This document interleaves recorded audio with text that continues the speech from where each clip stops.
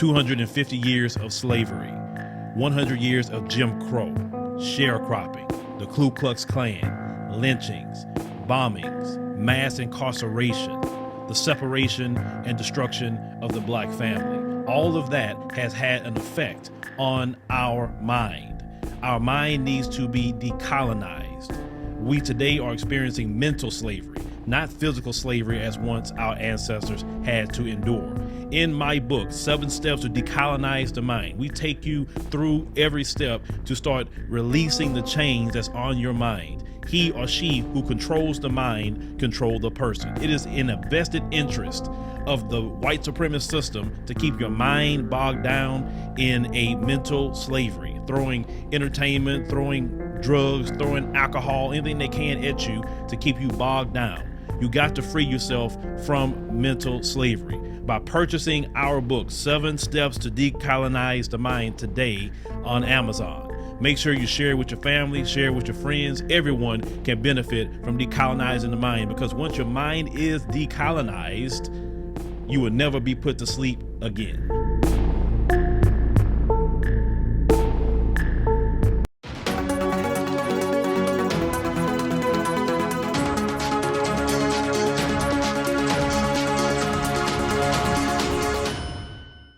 Hello fam, welcome back to the African Diaspora News Channel. I'm Wongel Zelalem bringing you the story. By now you probably already heard about the assassination of the president of Haiti, Jovenel Moise. He was killed in his own home, his private home. And now there's a new update. They have arrested 26 Colombians and 2 American citizens that are suspects for the assassination of the president. This is a shocking turn of events. Well, for some people it's not. People have been speculating ever since his death was announced. People were speculating that there's more to his death than, than meets the eye. And all the things that they are against, that we're not allowed to talk about here, which the world powerful nations are not happy with. So people were already speculating that, but nobody suspected this to this degree. At least 26 Colombian citizens and 2 American citizens. They're also Haitian citizens. So this looks like a highly planned assassination. And even the police officer said, foreigners came to our country to kill our president. And that's exactly what they did. And this is truly sad. Foreigners coming into your country and assassinating your president, how easy was it for them? I know the numbers are high. There were 26 Colombians and 2 Americans. With that still being said, how were they able to do that? They must have planned it for a long time, and they must have been funded by some people that are really powerful for them to know exactly where to target, how to get to infiltrate that compound and, take that president's life.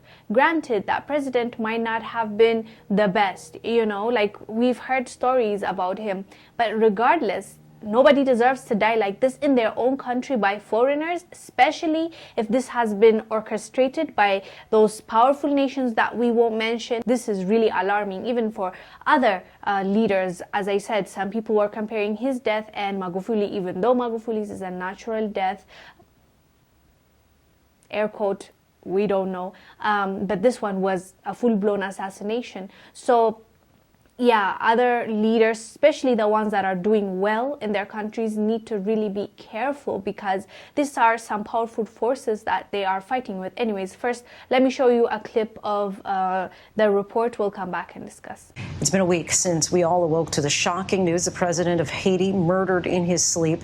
In the days that followed, it's been a dizzying array of headlines, twists and turns, the biggest perhaps that Americans may have played a role, including a doctor. Our Marcus Moore has spent the last several days on the ground there and files this in-depth report on where things stand with the investigation into the assassination. Video of armed men outside the Haitian President Jovenel Moise's personal residence surfacing around the early morning hours of his assassination last Wednesday. What happened next has rocked one of the world's poorest nations to its core. The gunmen presented themselves as DEA agents, but they were not. Inside the residence, a barrage of gunfire. President Moise shot 12 times, his wife injured, airlifted to a Miami hospital. She recounted the incident in a recent audio message. quote, "I am alive, thank God, but I have lost my husband, Jovenel.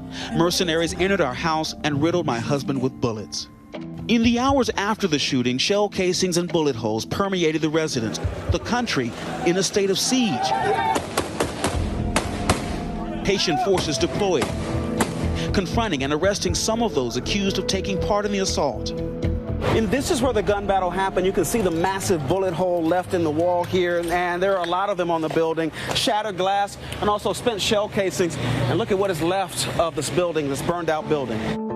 More than a dozen Colombians and 2 Haitian Americans are under arrest in Haiti. But 1 week later, the hunt for at least 5 others suspected of being involved in the assassination continues. Who organized it and why remains a mystery. As you saw, this was an organized crime against this president. God knows how long it took them. We will find out after the investigation is done. But I'm really impressed by the Haitian police.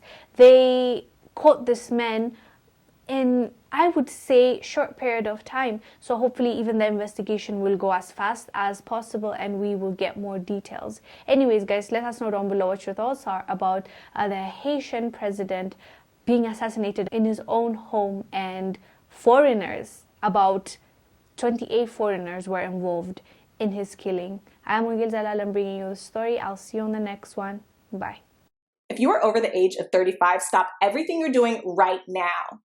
After a lifetime of eating fatty foods, you may run the risks of a stroke or heart attack due to plaque buildup in your veins and arteries. To learn how you can reduce your risks, visit youthfountainlab.com. or call 1-800-853-7856 today. This may be a life-changing call for you or someone you love. Thank you, and we hope to hear from you. Thank you for watching. Make sure to subscribe to our YouTube channel and download the African Diaspora News Channel app, now available on Google Play and the Apple App Store.